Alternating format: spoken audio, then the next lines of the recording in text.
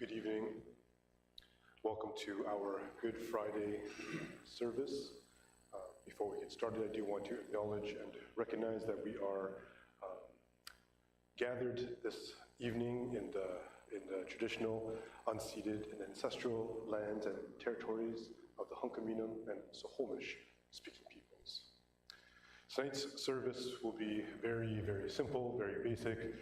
There'll be a few readings, and it's what is traditionally called tenebrae. And I did look up the definition of tenebrae, and I forget it right now, but it has something to do with darkness. And so as we move throughout the service, as the sun goes lower and lower on this day, and I'll be extinguishing candles slowly, it will get darker and darker in the space.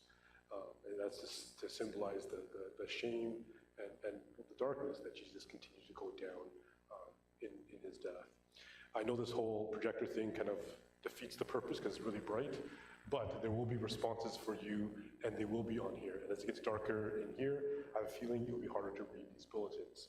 So I needed to have that there for the hymns and for the readings.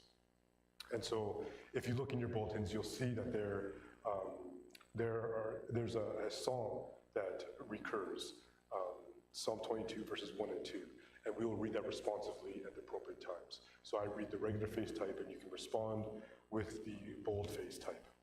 And that's kind of darted throughout the service up until the end, where we read a little bit more. And I don't know if it's on here somewhere. It is. So at the end of the leaflet, you'll say Psalm 22, which is actually Psalm 22, verses 1 to 4. So we'll just add a little bit to that little passage that we'll read. And then after that, we will leave in silence. But before we get started, and those of you at home, thank you for joining in. As I'm thinking about the service, as I'm running through how it's going to work, I realized I forgot something in my office. So before we calm down and get ready for service, I'm just going to run to my office and grab the thing that I missed. I won't be 2 seconds.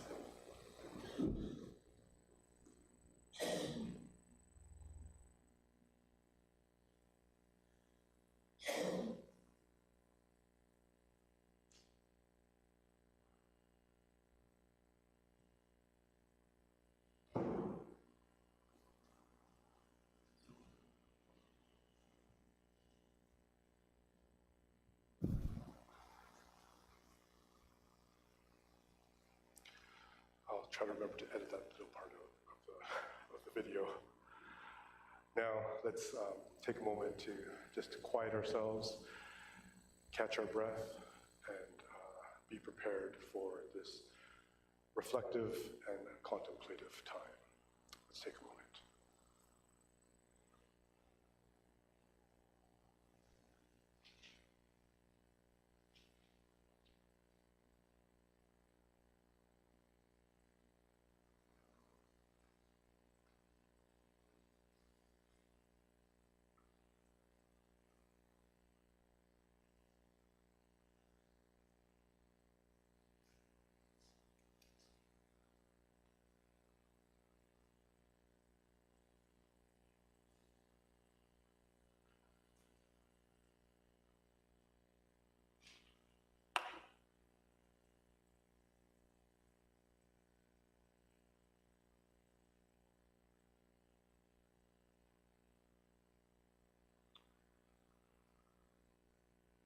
We'll begin with the first verse of Were You There?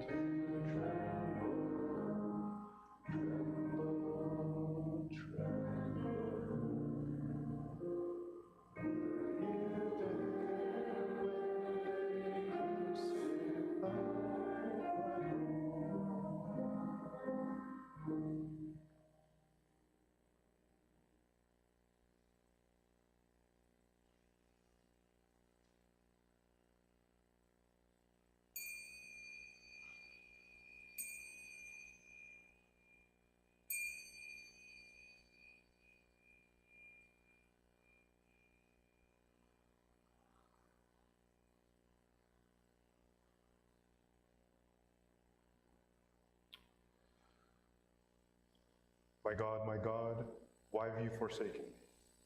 Why so far from saving me, so far from the words of my groaning? My God, I cry out by day, but you do not answer. By night, and I find no rest.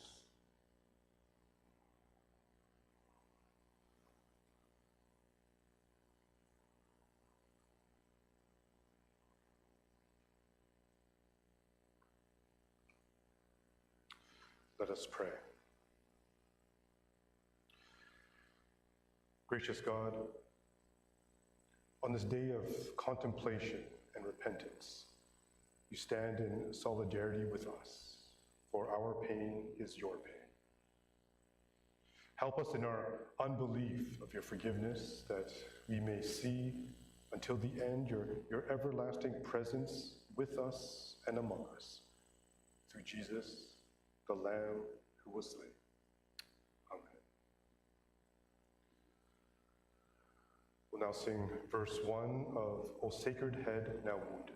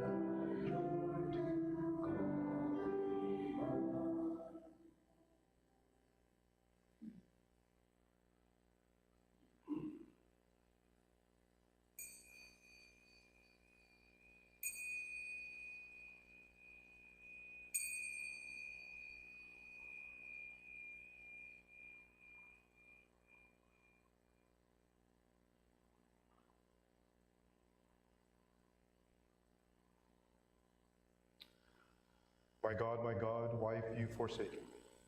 Why so far from saving me, so far from the words of my groaning? My God, I cry out by day, but you do not answer. By night, but I find no rest.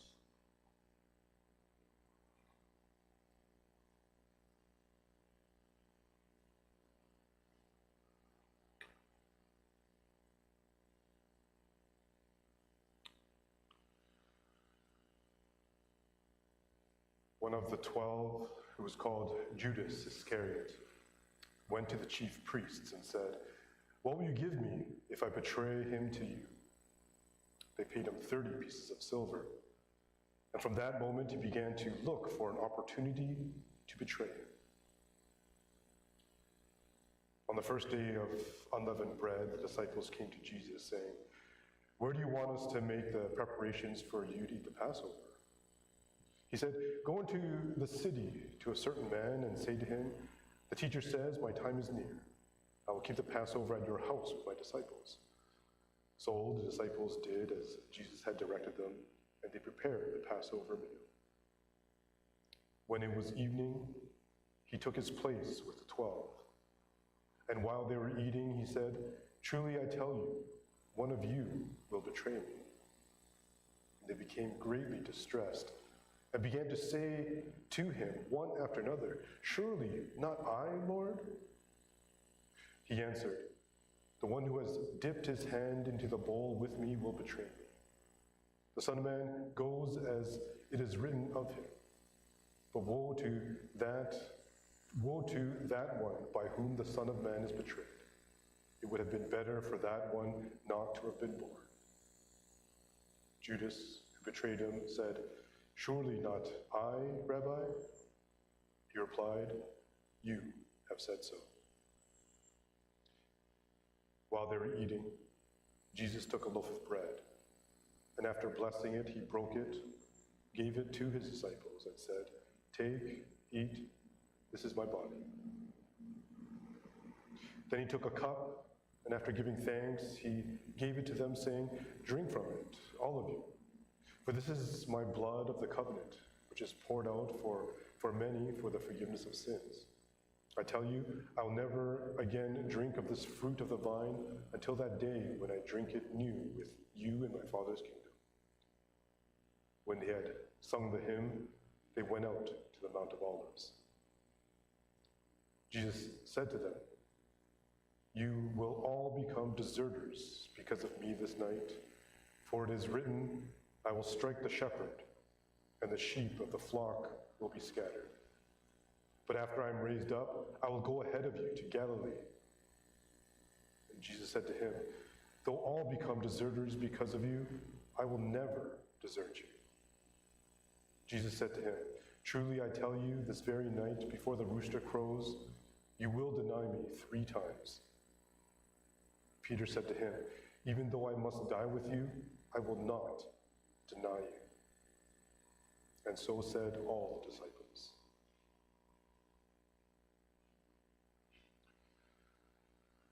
We'll now sing verse 2 of "O Sacred Head Now Wounded."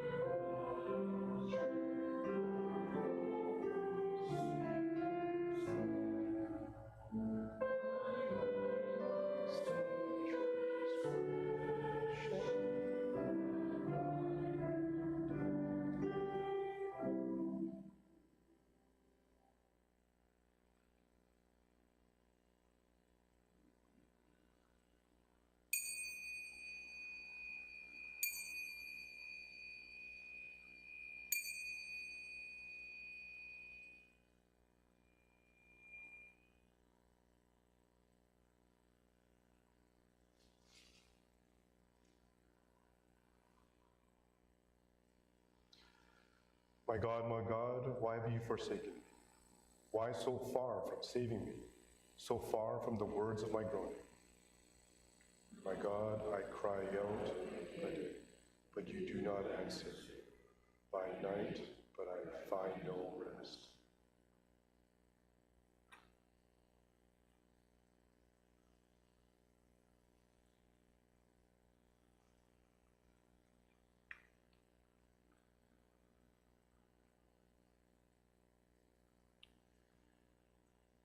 Then Jesus went with them to a place called Gethsemane, and he said to his disciples, "Sit here while I go over there and pray." He took with him Peter and the 2 sons of Zebedee and began to be grieved and agitated. Then he said to them, "I'm deeply grieved, even to death. Remain here and stay awake with me." And going a little further, he drew himself from the ground and prayed, "My Father, if it's possible, let this cup pass from me. Yet not what I want, but what you want." Then he came to the disciples and found them sleeping. And he said to Peter, "So you couldn't stay awake with me 1 hour? Stay awake and pray that you may not come to the time of trial. The spirit is indeed willing, but the flesh is weak." Again, he went away a second time and prayed, "My Father, if this cannot pass unless I drink it, your will be done." Again he came and found them sleeping, for their eyes were heavy. So leaving them again, he went away and prayed for a 3rd time, saying the same words. Then he came to the disciples and said to them, "Are you still sleeping and taking your rest? See, the hour is at hand, and the Son of Man is betrayed into the hands of sinners. Get up, let us be going. See, my betrayer is at hand." While he was still speaking, Judas, one of the 12, arrived. With him a large crowd with swords and clubs from the chief priests and the elders of the people. Now the betrayer had given them a sign, saying, "The one I will kiss is the man. Arrest him." At once he came up to Jesus and said, "Greetings, Rabbi," and kissed him. Jesus said to him, "Friend, do what you are here to do." Then they came and laid hands on Jesus and arrested him. Suddenly, one of those with Jesus put his hand on the sword, drew it, and struck the slave of the high priest, cutting off his ear. Then Jesus said to him, "Put your sword back into its place, for all who take the sword will perish by the sword. Do you think that I cannot appeal to my Father, and he will at once send me more than 12 legions of angels? But how then would the scriptures be fulfilled, which say it must happen this way?" At that hour, Jesus said to the crowds, "Have you come out with swords and clubs to arrest me as though I were a bandit? Day after day, I sat in the temple teaching, and you did not arrest me. But all this has taken place so that the scriptures of the prophets may be fulfilled." And all the disciples deserted him and fled.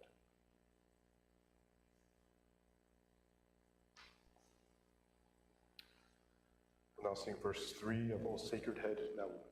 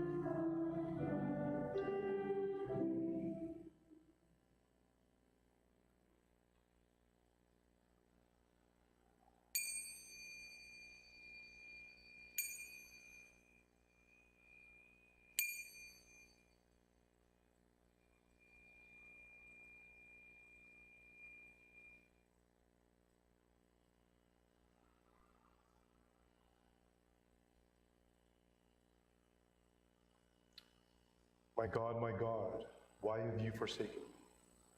Why so far from saving me, so far from the words of my groaning? My God, I cry out by day, but you do not answer. By night, but I find no rest.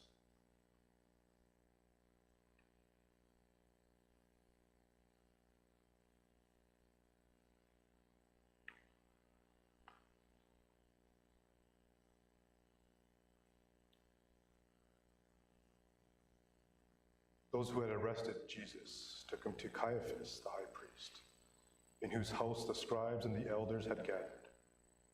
But Peter was following him from a distance, as far as the courtyard of the high priest, and going inside, he sat with the guards in order to see how this would end. Now the chief priests and the whole council were looking for false testimony against Jesus, so that they might put him to death. But they found none, though many false witnesses came forward. At last, two came forward and said, "This fellow said, I am able to destroy the temple of God and build it in 3 days." And the high priest stood up and said, "Have you no answer? What is it they testify against you?" But Jesus was silent. Then the high priest said to him, "I have put you under oath before the living God. Tell us if you are the Messiah, the Son of God." Jesus said to him, "You have said so. But I tell you, from now on you will see the Son of Man seated at the right hand of power and coming on the clouds of heaven." Then the high priest tore his clothes and said, "He has blasphemed. Why do we still need witnesses? You have now heard his blasphemy. What is your verdict?" They answered, "He deserves death." Then he spat in his face and struck him. And some slapped him, saying, "Prophesy to us, you Messiah. Who is it that struck you?"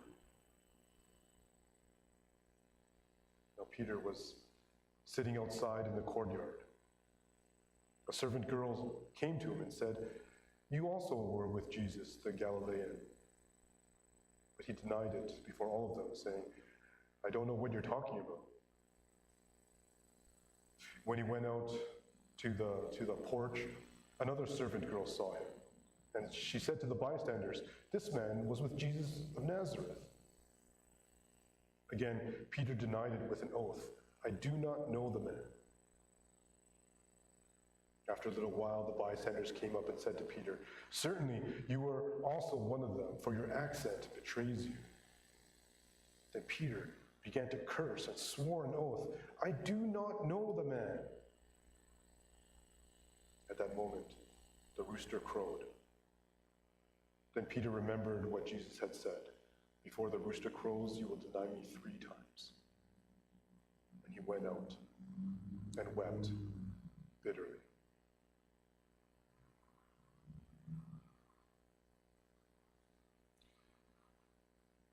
Verse 3 of O Sacred Head, Now Wounded.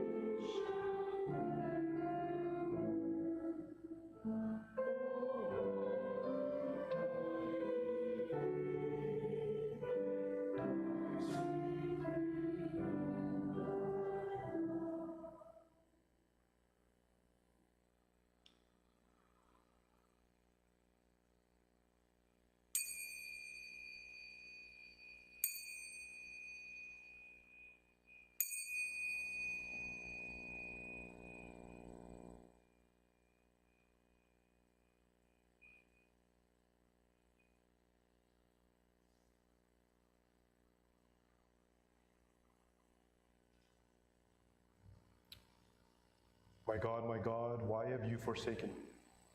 Why so far from saving me, so far from the words of my groaning? I cry out by day, but you do not answer. By night, but I find no rest.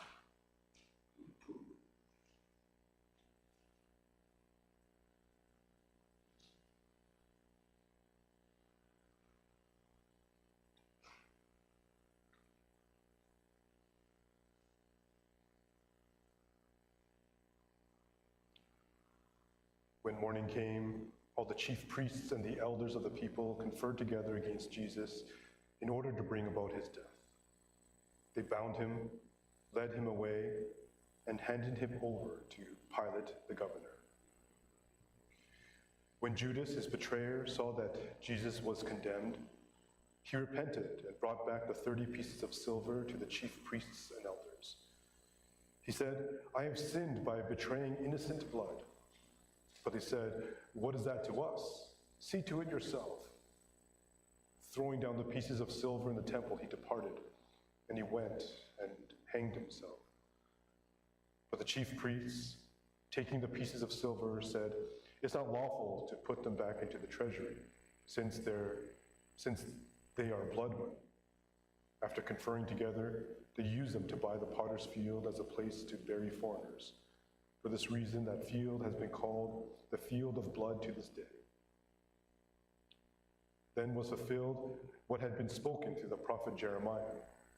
And they took 30 pieces of silver, the price of the one on whom a price had been set, on whom some of the people of Israel had set a price. And they gave them to the potter's field, as the Lord commanded me. Now Jesus stood before the governor, and the governor asked him, "Are you the king of the Jews?" Jesus said, "You say so." But when he was accused by the chief priests and the elders, he did not answer. Then Pilate said to him, "Do Do you not hear how many accusations they make against you?" But he gave him no answer, not even a single charge, so that the governor was greatly amazed. Now at the festival, the governor was accustomed to release a prisoner for the crowd, anyone whom they wanted. At that time, they had a notorious prisoner called Jesus Barabbas. So after they had gathered, Pilate said to them, "Who do you want me to release for you, Jesus Barabbas or Jesus who is called the Messiah?" For he realized that it was out of jealousy that they had handed him over. While he was sitting on the judgment seat, his wife sent word to him, "Have nothing to do with that innocent man, for today I have suffered a great deal because of a dream about him." Now the chief priests and the elders persuaded the crowds to ask for Barabbas and have Jesus killed. The governor again said to them, "Which of the two do you want me to release for you?" And they said, "Barabbas." Pilate said to them, "Then what should I do with Jesus, who is called the Messiah?" All of them said, "Let him be crucified." Then he asked, "Why? What evil has he done?" But they shouted all the more, "Let him be crucified." So when Pilate saw that he could do nothing, but rather that a riot was beginning, he took some water and washed his hands before the crowd, saying, "I am innocent of this man's blood. See to it yourselves." And the people as a whole answered, "His blood be on us and our children." So he released Barabbas for them, and after flogging Jesus, he handed him over to be crucified. Then the soldiers of the governor took Jesus into the governor's headquarters, and they gathered the whole cohort around him. They stripped him and put a scarlet robe on him, and after twisting some thorns into a crown, they put it on his head. They put a reed at his right hand and knelt before him and mocked him, saying, "Hail, King of the Jews!" They spat on him and took the reed and struck him on the head. After mocking him, they stripped him of his robe and put his own clothes on him. Then they led him away to crucify him. As they went out, they came upon a man from Cyrene named Simon. They compelled this man to carry his cross. And when they came to a place called Golgotha, which means place of the skull, they offered him wine to drink mixed with gall. But when he tasted it, he would not drink it. And when they had crucified him, they divided his clothes among themselves, casting lots. Then he sat down there and kept watch over him. Over his head, they put a charge against him, which said, "This is Jesus, King of the Jews." The two bandits were crucified with them, one on his right and one on his left. Those who passed by derided him, shaking their heads and saying, "You who would destroy the temple and build it in 3 days, save yourself. And if you are the Son of God, come down from the cross." The same way the chief priests also, along with the scribes and the elders, were mocking him, saying, "He saved others, he cannot save himself. He is the King of Israel. Let him come down from the cross now, and we will believe in him. He trusts in God. Let God deliver him now, if he wants to, for he said, 'I am God's son.'" Bandits who were crucified with him also taunted him in the same way.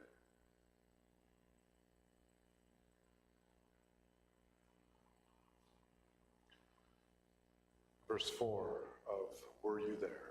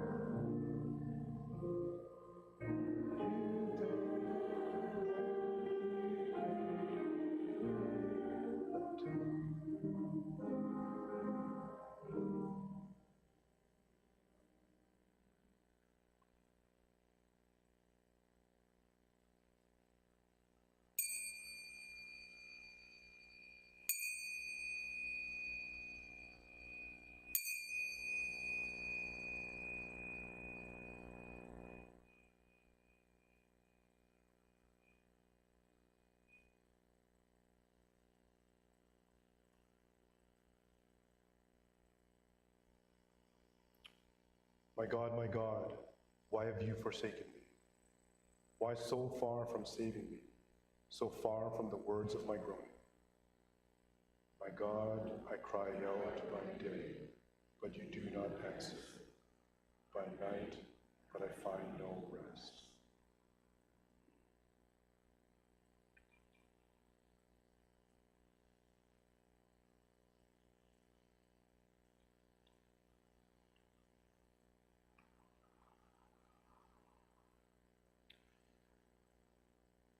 From noon on, darkness came over the whole land until 3 in the afternoon. And about 3 o'clock, Jesus cried out with a loud voice, Eli, Eli, lemma sabachthani. That is, my God, why have you forsaken me? When some of the bystanders heard it, they said, this man is calling for Elijah. At once, one of them ran and got a sponge, filled it with sour wine, put it on a stick, and gave it to him to drink. But others said, wait, see whether Elijah will come and save them. Then Jesus cried again with a loud voice and breathed his last. At that moment, the curtain in the temple was torn in two, from top to bottom. The earth shook and the rocks were split. The tombs were opened, and many bodies of the saints who had fallen asleep were raised. After his resurrection, they came out of the tombs and entered into the holy city and appeared to many. Now when the centurion and those with him who were keeping watch over Jesus saw the earthquake and what took place, they were terrified and said, truly, this man was God's son. Many women were also there, looking on from a distance. They had followed Jesus from Galilee and had provided for him. Among them were Mary Magdalene and Mary, the mother of James and Joseph, and the mother of the sons of Zebedee. When it was evening, there came a rich man from Arimathea named Joseph, who was also a disciple of Jesus. He went to Pilate and asked for the body of Jesus. Then Pilate ordered it to be given to him. So Joseph took the body and wrapped it in a clean linen cloth and laid it in his own new tomb, which he had hewn from a rock. Then he rolled a great stone to the door of the tomb and went away. Mary Magdalene and the other Mary were there, sitting opposite of the tomb. The next day, that is, the day after the day of preparation, the chief priests and the Pharisees gathered before Pilate and said, Sir, we remember what that impostor had said while he was still alive. After 3 days, I will rise again. Therefore, command the tomb to be made secure until the 3rd day. Otherwise, his disciples may go and steal him away. And tell the people he has been raised from the dead, and the last deception would be worse than the first. Pilate said to them, you have a guard of soldiers. Go, make it as secure as you can. So they went with the guard and made the tomb secure by sealing the stone.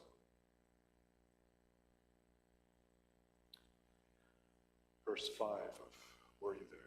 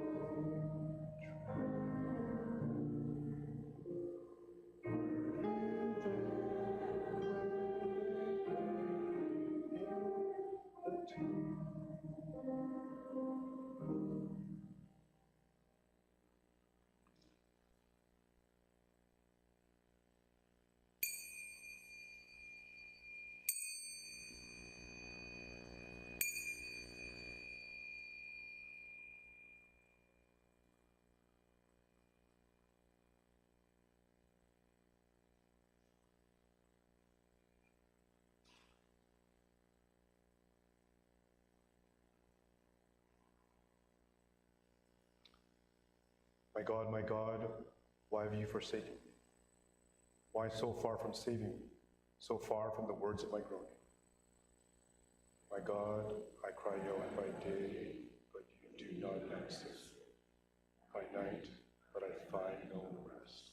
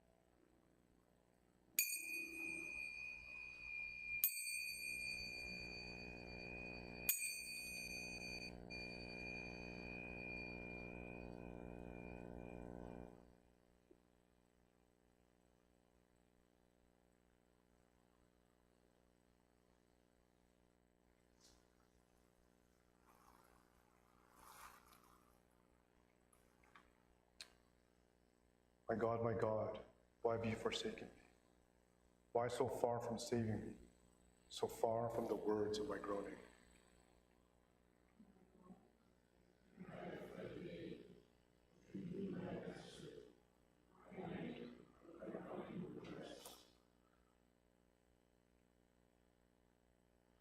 Yet you are the Holy One, enthroned in the praises of Israel.